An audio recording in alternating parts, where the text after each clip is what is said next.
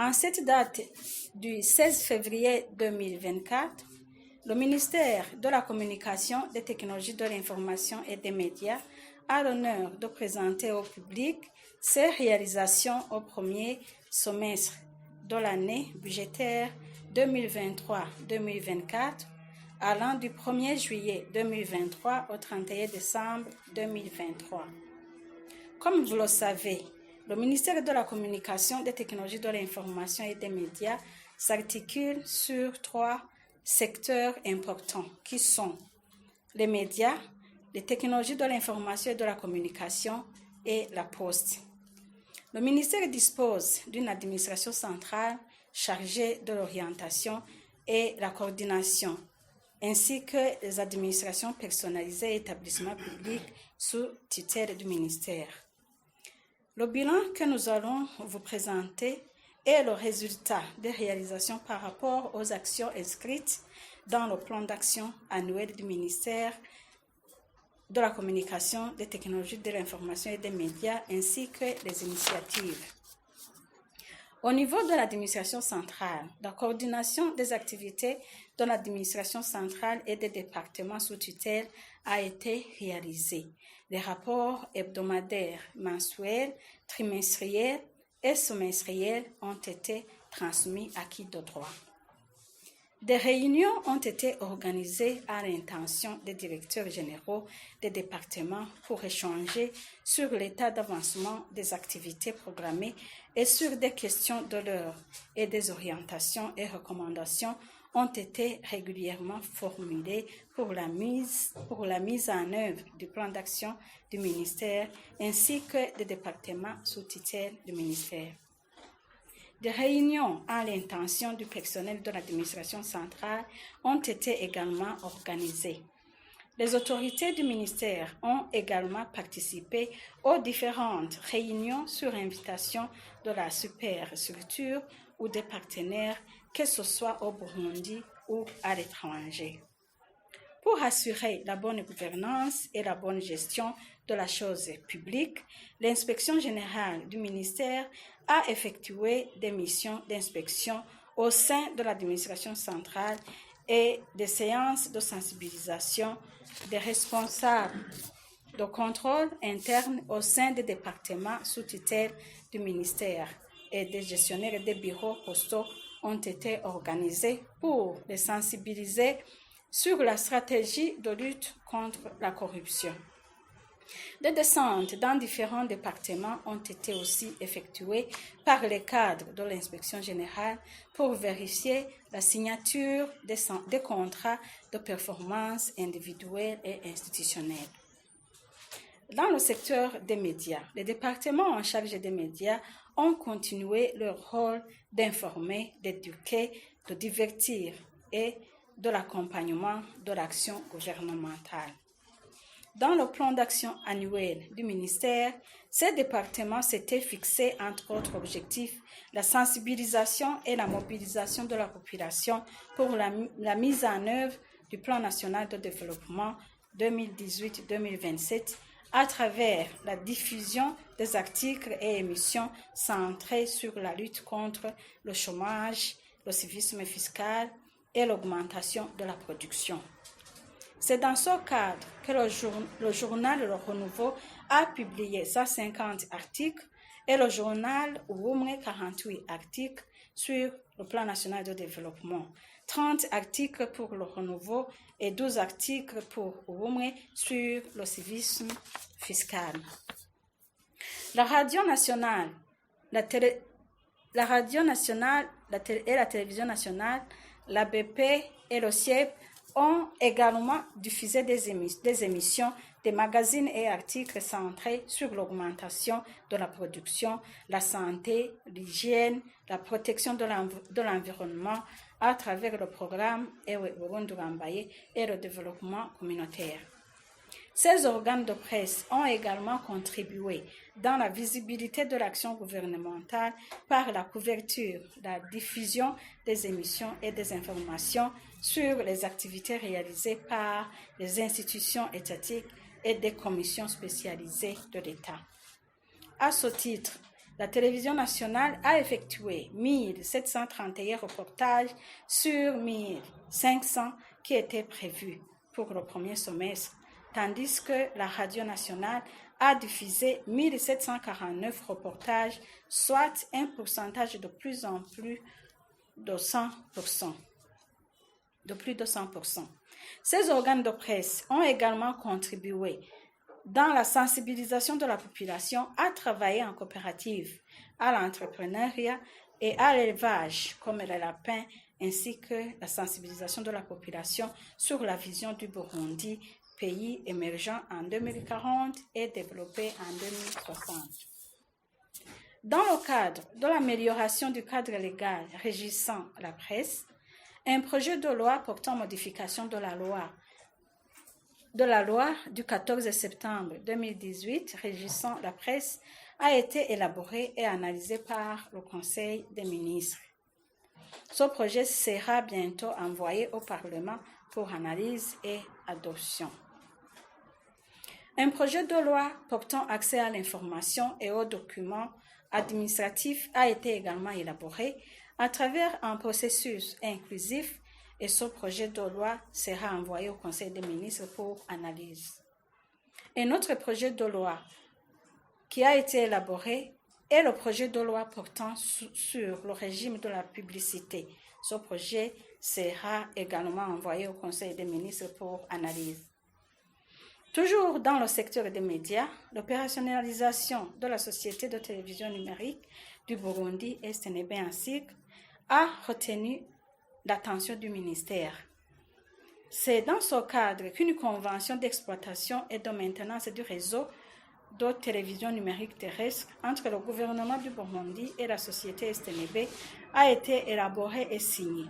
Le projet de décret portant modification du décret numéro 100/13 du 12 janvier 2015 portant autorisation de l'État du Burundi a participé au capital de la société mixte chargée de l'exploitation et de la maintenance du réseau de multiplexage et de distribution des signaux de télévision numérique a été également élaboré et adopté par le Conseil des ministres et transmis à son Excellence, Monsieur le Président de la République, pour signature. Dans le secteur des technologies de l'information et de la communication, le plan d'action du gouvernement 2023-2024 a prévu l'amélioration du cadre légal régissant le secteur des TIC et des postes. C'est dans ce cadre qu'un projet de loi portant code des communications électroniques et postales a été élaboré puis transmis au gouvernement et au Parlement pour analyse et adoption. Ce code attend aujourd'hui sa promulgation par son Excellence, Président de la République. Une retraite des parties prenantes pour la mise en place d'un cadre légal d'itinérance ONA a été aussi organisée. Toujours dans le secteur des TIC, des descentes ont été effectuées dans les sociétés de télécommunications et des fournisseurs d'Internet. Il était d'abord question de faire la restitution auprès de ces sociétés des doléances exprimées par les populations lors des descentes effectuées dans les provinces par le ministère et voir ensemble avec les responsables de ces sociétés les solutions à apporter afin de répondre aux attentes de la population. Il a été aussi une occasion pour ces sociétés d'exprimer leurs préoccupations en vue de chercher des réponses communes. Dans le cadre de la redynamisation de l'ONATEL, des négociations ont été engagées avec une société kenyane dénommée SICOM qui a exprimé sa volonté de venir travailler avec l'ONATEL.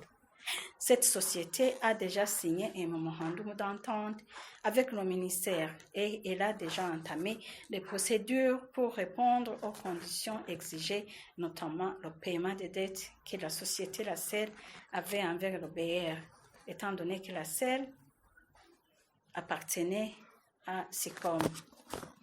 L'ONATEL, qui s'est également engagé à redynamiser son réseau de téléphonie fixe durant l'exercice 2023-2024, a déjà procédé à la réhabilitation de 1211 lignes, réhabilitation de 1211 lignes électriques et enregistré 151 nouveaux abonnés au réseau fixe. Le ministère de la Communication, des Technologies de l'Information et des Médias a, durant ce premier semestre, enregistré plusieurs demandes d'investisseurs étrangers qui veulent investir dans le secteur des TIC.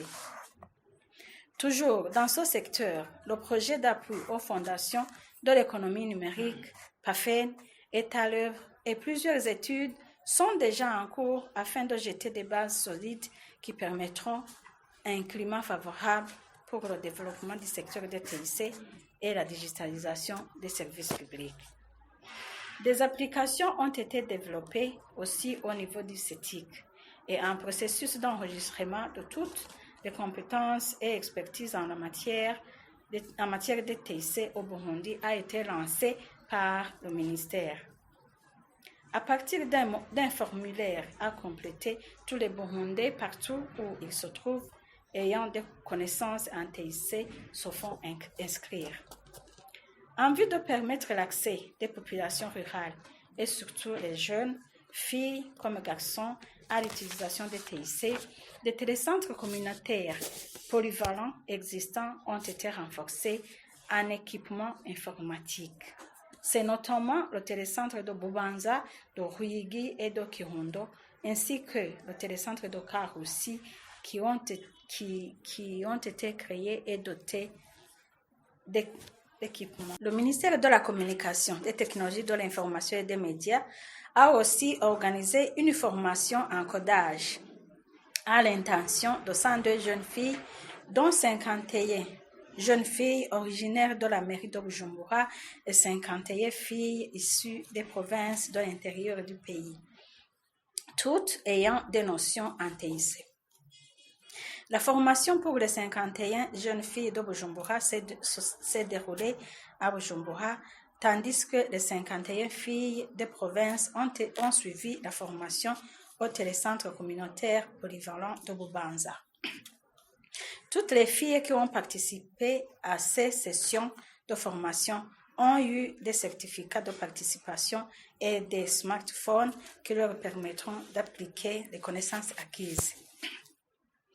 Toujours dans le but de permettre les jeunes à l'utilisation des TIC, il a été créé un club TIC au lycée de Kanyinya en province de Kirundo et 20 filles membres de ce club ont été formées sur les notions de base en TIC. Dans le secteur postal, la Régie nationale des postes a continué à offrir les services à la population. Des crédits totalisant un montant de 10 milliards 810 millions 304 023 francs a été octroyé à 19 724 demandeurs de crédit. 1335 comptes épargne ont été ouverts et 2213 comptes courants ouverts. Dans le but d'amélioration de ces services financiers, la Régie nationale des postes a également introduit le système de e-banking et la connexion au B-Switch est en cours de finalisation. La construction des clôtures des bureaux postaux de Mabanda, Mwaro et Gitega ainsi que la réhabilitation du bureau postal de Mugwi ont été aussi réalisées au cours de ce premier semestre. Enfin, le ministère de la Communication, des Technologies de l'Information et des Médias a organisé des descentes dans les communes du pays afin d'aider les responsables administratifs à mettre en œuvre les actions inscrites dans leurs plans communaux de développement qui cadrent avec les programmes de notre ministère. En conclusion, les activités qui étaient inscrites dans le plan d'action du ministère de la Communication, des TIC et des médias ont été réalisées à un taux largement satisfaisant. Cependant, les difficultés n'ont pas manqué. C'est notamment l'insuffisance du budget qui ne permet pas d'exécuter toutes les activités prévues, le financement des partenaires qui tardent à être débloqués. C'est aussi le manque de carburant qui a eu un impact négatif sur le fonctionnement des sociétés de télécom, entraînant ainsi le manque de réseau et des difficultés de communication. Le manque de devises également a retardé la mise en exécution des marchés engagés. Voilà, mesdames, messieurs, les cadres du ministère, les journalistes et toute l'Assemblée ici présente, les réalisations du ministère au courant du premier semestre de l'année budgétaire 2023-2024. Nous remercions tous ceux qui ont contribué dans ces réalisations et les encourageons à aller de l'avant. Nous demandons à ceux qui traînent encore les pieds de se ressaisir et prendre le rythme des autres.